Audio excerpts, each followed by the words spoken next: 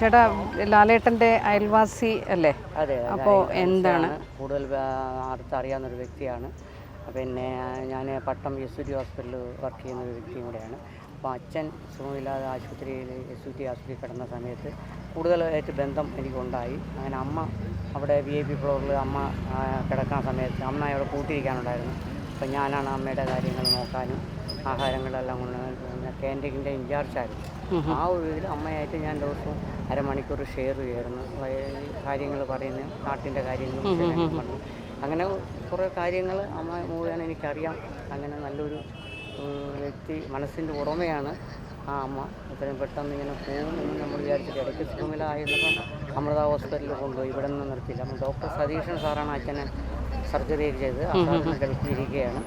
Neuro സർജനാണ് പുള്ളി. ഇപ്പം പിന്നെ ഷാർജയിൽ വർക്ക് ചെയ്യുന്നു. അപ്പോൾ ഞാൻ ഈ വീട്ടിൽ വന്നിട്ടുണ്ട്. വീടുമായിട്ട് അറിയാം.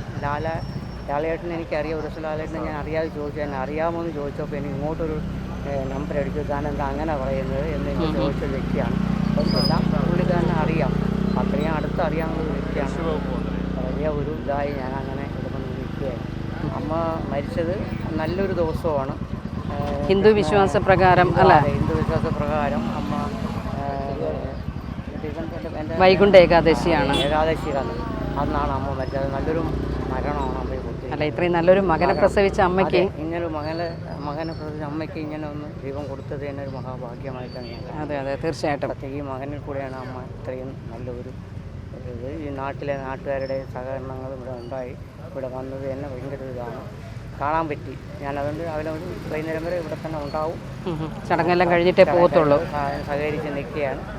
അതാണ് എനിക്ക് പറയാനുള്ളത്.